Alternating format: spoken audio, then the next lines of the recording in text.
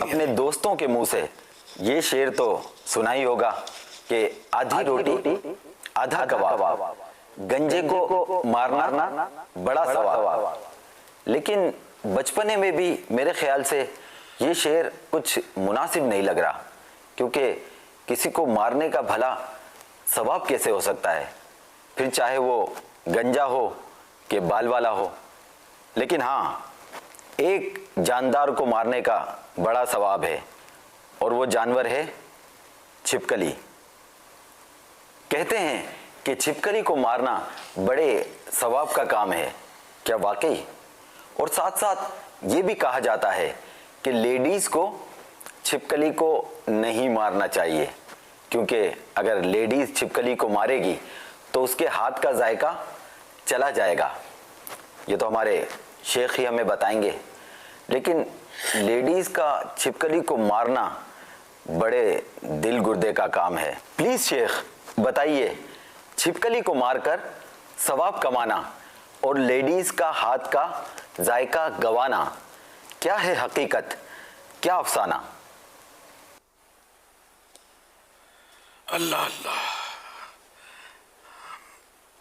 اب وہ جو آپ نے شعر یا جو بھی تھا کہ گنجے کو مارنا پورا ثواب، اور اس میں تو خیر غلطی بات ہے۔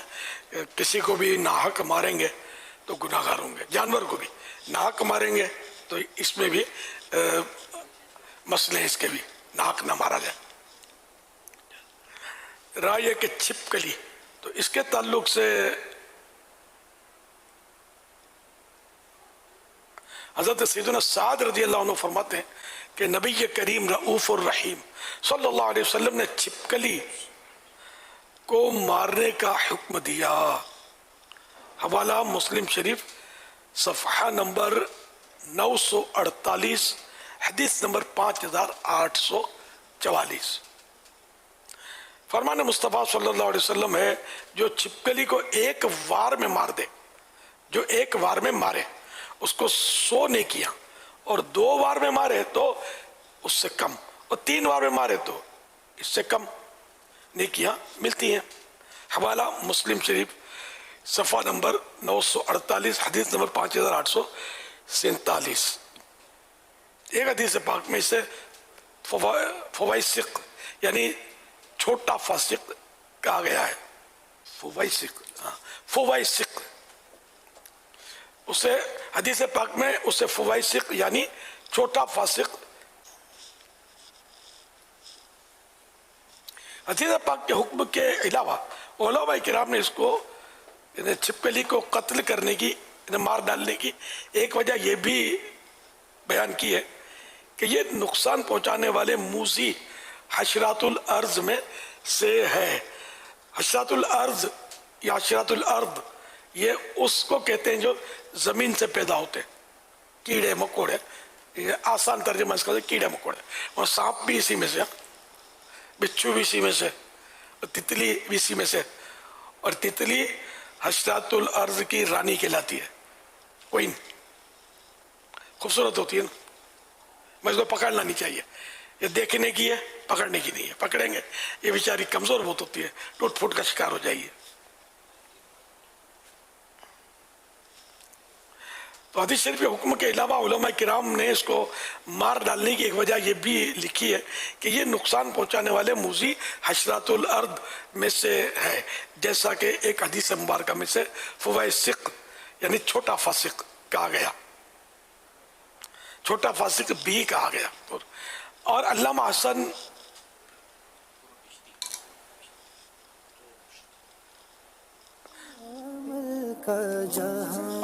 حسن طور پشتی 661 ہجری میں جن کی وفات ہوئی رحمت اللہ علیہ نے اس موضوع پر، اس عنوان پر ایک حدیث پاک کی شرح میں لکھا کہ چھپکلی کی ایک خاص عادت ہے، اگر گھروں میں آنے جانے پر اسے مزاحمت کی جائے، روکا جائے تو یہ موقع پاتے ہی گھر میں داخل ہو کر کھانے کی چیزوں پر اپنی بیٹ گرا دیتی ہے، گندگی کر دیتی ہے، جو کہ اس قدر زہریلی ہوتی ہے کہ اگر کوئی کھا لے تو اس کا انتقال ہو جائے۔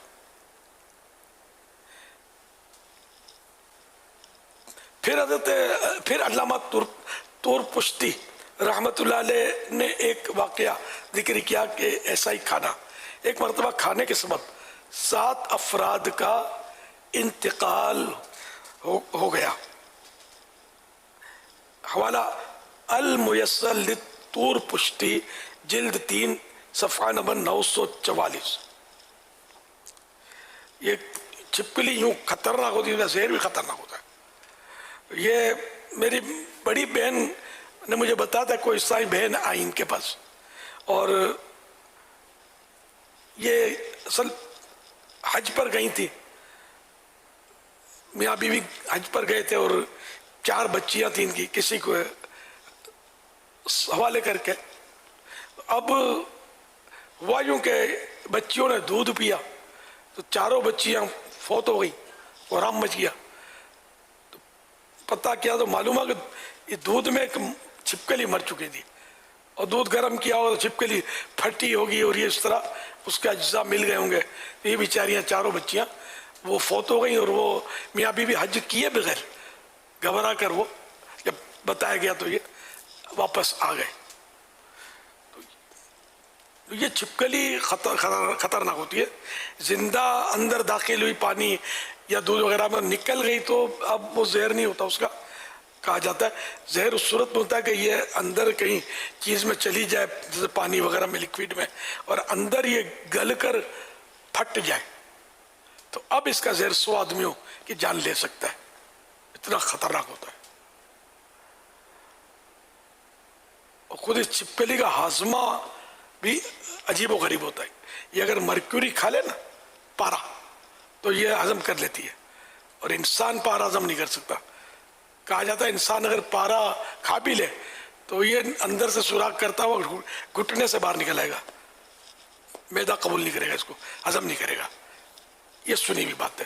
تو بہرحال چھپکلی اس کو ہضم کر جاتی ہے۔ تو عجیب و غریب مخلوق ہے یہ چھپکلی جو ہے، اور وحشت بھی اس کو دیکھ کر ہوتی ہے۔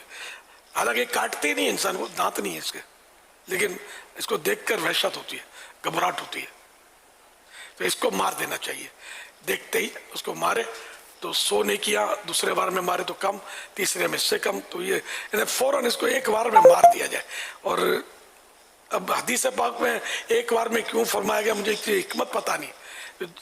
تڑپا تڑپا کر مارنے کا ویسے بھی جانوروں کو منع ہے کہ تھوڑا تھوڑا مارا، وہ تڑپ رہا ہے پھر مارا، ادھر ٹکڑا کیا، ادھر اس کے پاؤں کاٹا، یہ نہیں۔ تو اس طرح مطلب اس کو آسان مارنا ہی تو آسان موت اس کو مارے۔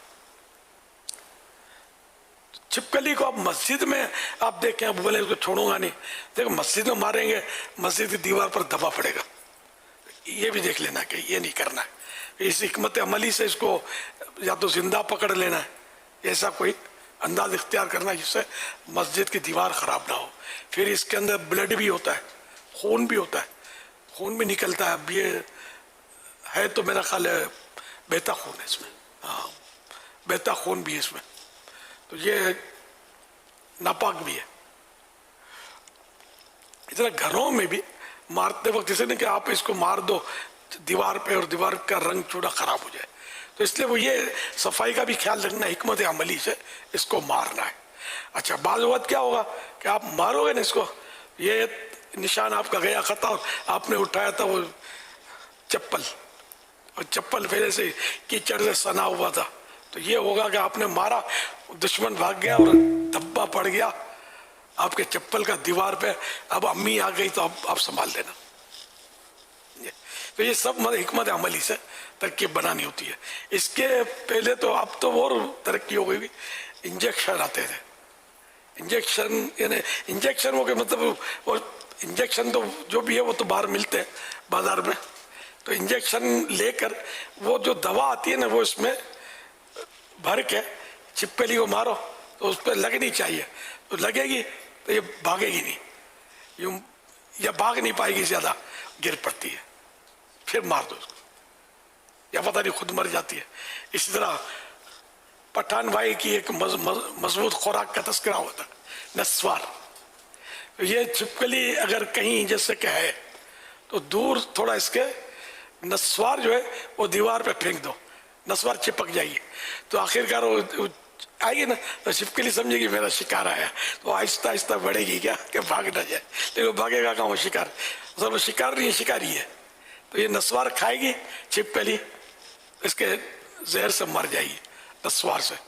تو یہ نسوار جو کھاتے ہیں ان کو بھی غور کرنا چاہیے، یہ کتنی خطرناک ہے یہ نسوار. اچھا اسی طرح یہ بھی کیا جاتا ہے کہ اس کو روئی کو پانی میں بھگو کر، بڑی تھوڑا روئی کا پھویا جو ہے اتنا ہو کہ وہ اس کے منہ میں سما جائے، اتنا بڑا بھی نہ ہو اور اتنا چھوٹا بھی نہ ہو کہ نگل جائے. تو یہ پانی میں تر کر کے اگر آپ پھینکیں گے نا اس سے تھوڑا دور، تو یہ سمجھے گی شکار ہے، اور یہ لپکے گی اور کھانے کی حرص سے وہ پورا اس پہ مارے گی، جمپ کیا اور نگلے گی. یہ دانت تو ہے نہیں، چباتی نہیں ہے، نگلتی ہے.